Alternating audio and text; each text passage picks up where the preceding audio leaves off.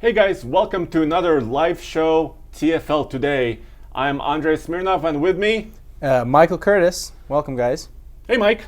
So, Andrei, what big automotive news came out today? Well, this is really interesting because everybody's talking right now about Toyota and Mazda actually building a plant together to build electrified vehicles. Really? Yes, they're going to build a plant in the United States, which will create jobs. So they're saying approximately 4,000 jobs.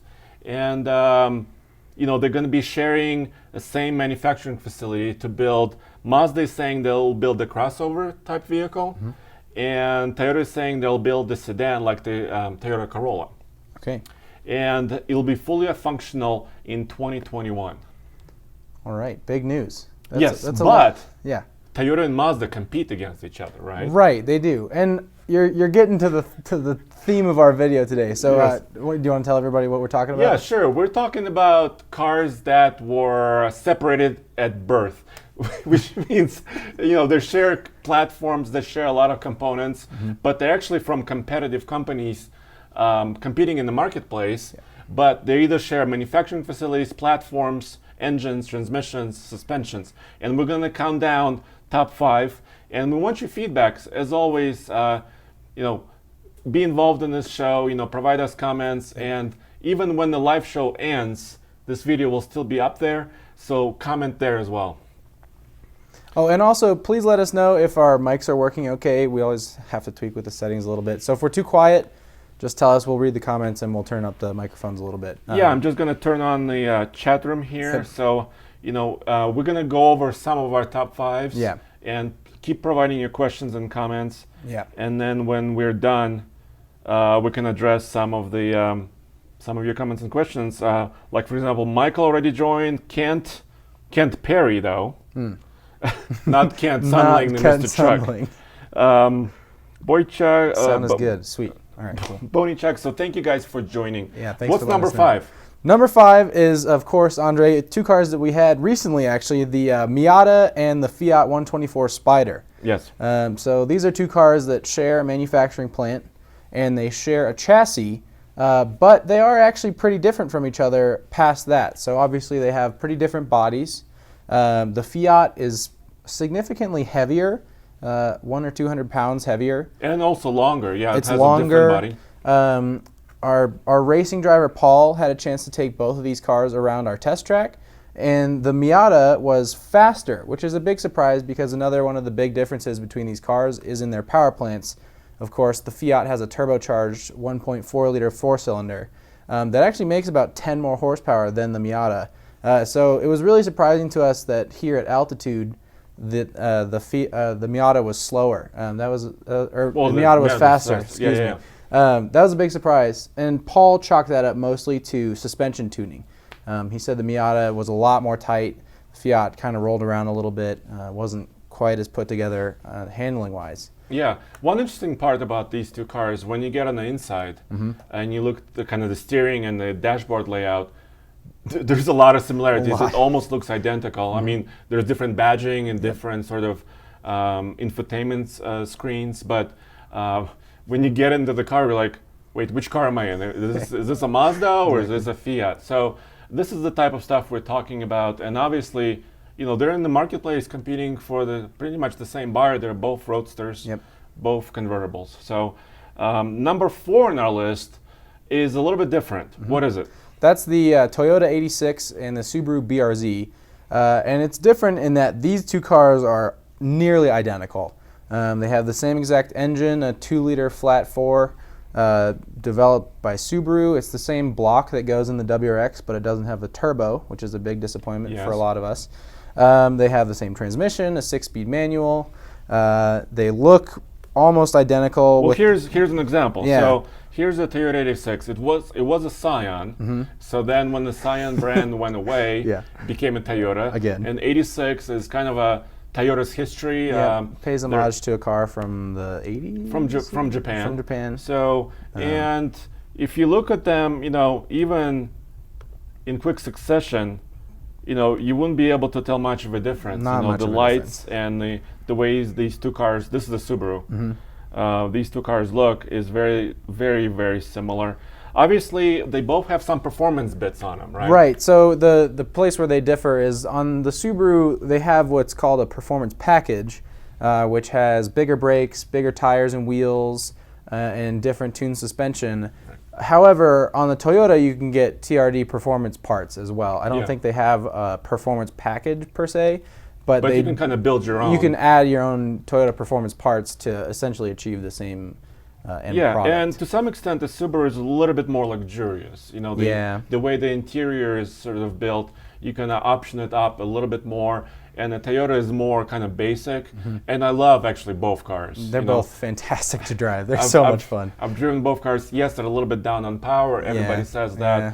But the chassis and the control of these two cars is just incredible. You know, the seats just hug you the right Fantastic. way, and you're sitting low in the car. And you know what I like about it, Andre? Yeah. The Miata and the Fiat are one of those cars that's just a size too small for me. I'm 6'2", and I have to drive with the top down in that Yes. car. But the BRZ and the Toyota 86 are just big enough where it's comfortable fit for me. So in that sense, I think I'm a big fan of that car too. Yeah, and they're great starting performance cars. You know, if you want to get into performance driving Track for not a lot days. of not a lot of money, Right. these cars start, and you know, you can get them for mid-20s. And used, you can get $1,000. them even cheaper now. Yeah. I mean, less than $20,000, I think, can find you a decent BRZ or FRS or 86. And it's a great, great platform and chassis. We need to switch gears a little bit for number 3. Okay. What is number 3? Number 3 is the Nissan Navara / the Frontier, Yeah. which is the first car, and then the Mercedes X-Class, which is the pickup truck that Mercedes has just unveiled for the European market. We unfortunately won't be getting that car, and I am less of an expert on trucks, so I'm going to hand it to you, Andre, to tackle this one. Yeah, so, and I pulled up this picture. This is the Nissan Navara that's sold in European market and other markets around the world. Everybody is talking about the Frontier being redone in the United States. Yep. We still don't have a lot of details about this, but this is an image that shows basically the frame and chassis, and that's one of the components that Nissan shares with Mercedes on their little pickup trucks. This is the midsize segment, but the big difference, and here's the Mercedes. Hope you can see that. The Mercedes has a completely different style and body and interior. So if you compare the two, this is the Mercedes, which is coming out around the world within a few months. If you compare that to the Nissan, you can kind of tell that the styling and sort of the body components are very different. Yeah. But they share the same frame. They share some of the same powertrains, including the diesel engine and the gasoline engine. So, and so why do manufacturers do this? You know, Yeah, it's a great question. What's the point? Right? Well, I think one of the big things, Andre, is to cut development cost, right? Yeah. When you develop a chassis with another car company, you end up taking half of the hit on the financial aspect. So it makes a lot of sense, especially for number one, which we'll get to soon. One of the big reasons to do this is to save money on production. And furthermore, once the cars are being produced, if you can share a plant, you share employees. It's a cost-cutting maneuver. Yeah, but it works. absolutely. I mean, financially, it makes a lot of sense.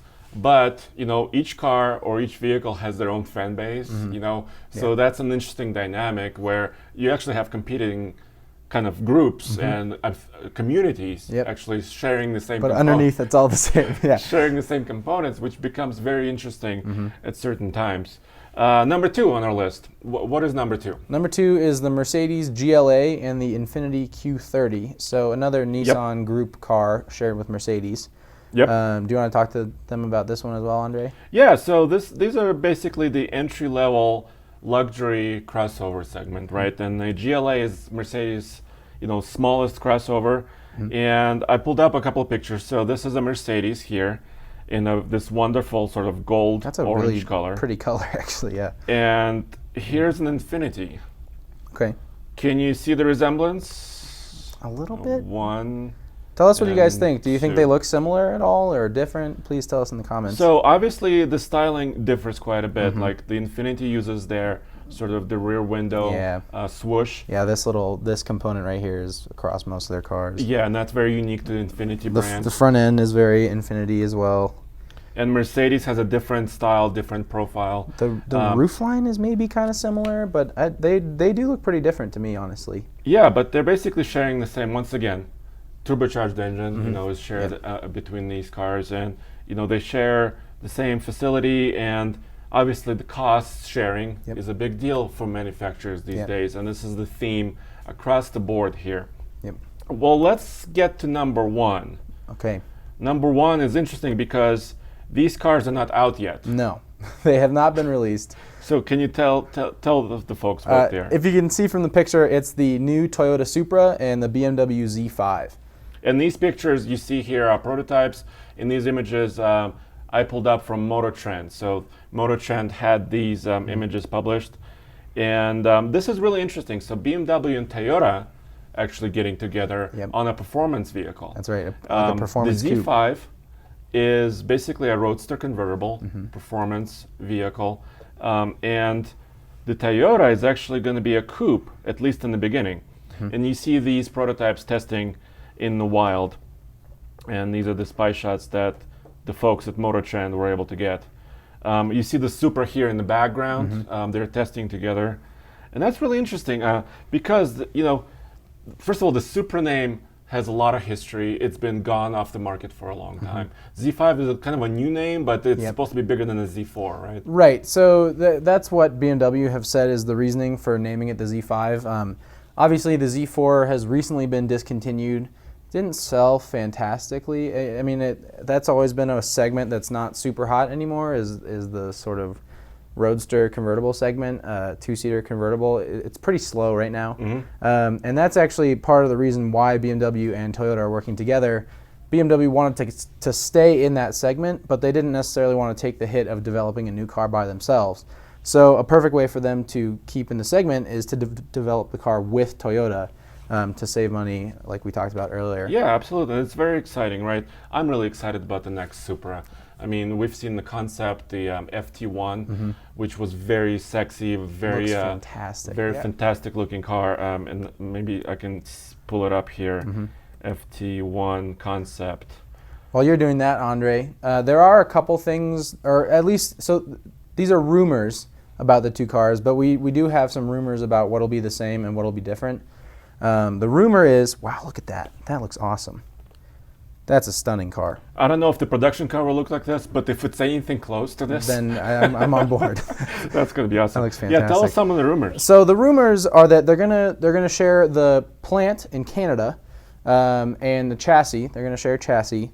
They're gonna have different engine options though. BMW is supposedly gonna have a 2-liter 4-cylinder. 3-liter 6-cylinder, and potentially a hybrid system that's oriented towards performance. So something like a mini version of an NSX or a 918 Spider. They are going to have, and then Toyota is supposed to have a V6, a twin turbo V6 that makes like 400 horsepower, 300 pound-feet of torque, which that would be a lot of fun. Yeah. And they're also supposed to have their own separate 4-cylinder. We don't know a ton about any of those engines, but they're going to have different engines. They're supposed to maybe have the same transmission and the same rear suspension. Obviously, the bodywork is going to be quite different, and the front suspension could be tuned a little differently for different engines. But so that's the rumors that we know so far. That none of that is official or has been announced by either of the companies, but. Yeah, I really hope they come out soon, and I have a hunch. I mean, if these are labeled as 2019s by some outlets out there, you might see one of these cars in Los Angeles in November, or maybe both of them, or maybe in Detroit in January. Yep. I'm really kind of crossing my fingers. Me too. I'd love to see these cars soon. Or even in New York next April. But eventually, I'm really hoping these come out. And Toyota is actually on the roll with getting more sort of emotional design and more beautiful cars. If you look at like the Lexus LC, the new coupe, and the new Lexus LS, I mean, these cars are amazing. Really something. Amazing. And you mentioned transmissions, which is kind of really interesting because it leads us to the bonus. Yep, that's and right. the bonus, and I have here, I want to pull up the Camaro Z, let's see. Where is the Camaro? Performance. Where's the performance? Oh, there it is. The Camaro ZL1 with a new 10-speed and Chevrolet and Ford got together to develop the 10-speed automatic transmission, and which is interesting. So I've asked actually representatives from both companies, Ford and Chevrolet, is it the same transmission? And the answer I'm getting from both of them, no. The design was the same, Okay. but each company kind of tweaked some of the components, and they wouldn't say which components. Of course not. So obviously they're competitors, Okay, right? yeah. And they're very secretive about what they're doing, but they did share costs of development of Right. this transmission. Right. And this transmission is pretty unique because you can get it in a high-performance car or a Ford An F-150 SUV. pickup truck, Exactly. or a new Expedition that's coming out. Or the new Mustang is gonna. The Yes. 2018 Mustang is gonna Right, have a 10-speed right. automatic with a drag strip mode. Yes. That sounds pretty interesting. Yes. Not the topic of our video today, so we'll talk about that later. But I'm excited for that car actually. Yeah, so it's very interesting how companies are doing these days, and it makes a lot of sense financially, I guess. But what do you guys think? Yeah, let us as know. far as this. So let me look at some of the comments here coming in real time. Oh. A lot of talk about the looks of the cars, right? Yeah, and that when you're buying a car like this, and you probably will cross shop something like a Toyota 86 and a BRZ, a lot of it in the end does just come down to looks and styling. I know for myself, between the Miata and the Fiat, I think the Miata looks a little bit better. I'd probably go for that. Our test driver Paul, formerly the Stig on Top Gear USA. Yes, how about that, guys? How about Did you see that video? He said that the Miata felt a bit better on track, it was a little Yeah. more tight and put together. So something like that for me, I'd go for the Miata. But I know a lot of people would take the Fiat just on looks and styling. A lot of it's just personal preference at that point. Yeah, a lot of people are commenting about like the 10-speed. Somebody said they liked our Aztec drag racing video. Thanks, guys. We had a lot of fun making that. That was insane. Oh, man. But we had so much fun, and it just kind of shows that no matter what vehicle you have, you can have a lot of fun with a car that's true. or a truck. As long as you do it in a safe and closed environment, Yes. like a test track or a Yes. drag strip. Yes, it can be a lot of fun. A lot of people saying like the Infiniti looked better than Mercedes, when Yeah, we I compared could the see that. GLA. One thing about those cars, they make an AMG version of the GLA. Mhm. That's pretty interesting to me. That's like 300 and something horsepower. Yeah, it's just Probably a dual clutch transmission, like a really high cool hot hatch. horsepower, just looks like a kind of a boy racer car. Yeah, that car has a really funny look, but I would love to drive one of those and see what that's like. Because the Infiniti doesn't have any really. Yeah, and like the anything Scion, comparable. somebody's saying the Mazda 2 sedan and the Toyota IA Yep. used to be a Scion, share a lot of chassis and components, and interior is really interestingly similar. So yeah, you guys are you guys are seeing where we're coming from with this. Yep. And we do actually, I've just remembered, Andre, have an additional bonus that comes from that car behind us, which is the new Land Rover Discovery. So one more shared component is Land Rover and Ford are going to be sharing that diesel engine. Yeah, the 3-liter turbo diesel. That's another great example. Yeah. And a lot of you guys have asked us about the 3-liter turbo diesel also being in Ford SUVs, for example, like the Expedition, which shares a lot of components with the F-150. We haven't heard any information on this yet, so stay tuned for that. Obviously, as soon as we know, Yeah. you will know. Exactly. But obviously, Land Rover and Ford, used to be the same company. They're not anymore. But Right. still, companies share engines, for example, transmissions, which is really, really interesting. Yep. A lot of people are excited about the Supra and the BMW coming in. Yeah. What do we think about the S-Class? Oh, we didn't get the chance to drive We the haven't new driven that S-Class, yet. but Nick has, right? Nick, Yeah. Nick Miles, our friend, was there, and we published one of his impressions on our channel, which was awesome. Yeah. And I just, one thing with Mercedes S-Class, I've driven the previous generation model. It's a combination of performance and luxury, Right. which I think is quite rare, where you have incredible power.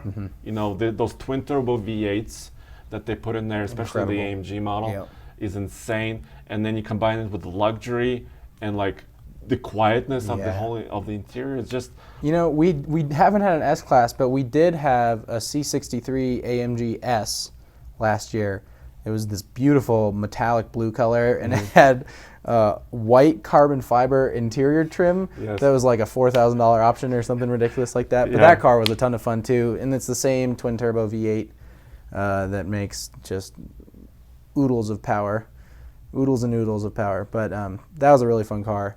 I would love to drive the new S-Class if we get a chance. I don't know how we could work that out, but definitely always a tour de force in technology and performance. That car. Yeah, and usually what happens with, especially German cars, is they get unveiled overseas in Europe, Yep. and then they go on sale in Europe, and then United States gets them a little bit later. And obviously, as soon as the car comes here, Yeah. we can have a chance Exactly. of actually testing it and driving So it. hopefully sometime in the next year we'll get a chance to drive that car. Absolutely, I'm looking forward to it. So anyway, I think we can wrap this up. So thank you guys for joining, and obviously we're gonna try to do at least 2 live shows a week, and Monday and Friday, and we're gonna be going to an event next week to Detroit with a Ford event for F-150. So stay tuned for that. A lot more information coming Yep. about the F-150s. Yeah, well, thanks for joining us today, guys, and have a good one. We'll be back next week. Thank you. Thanks.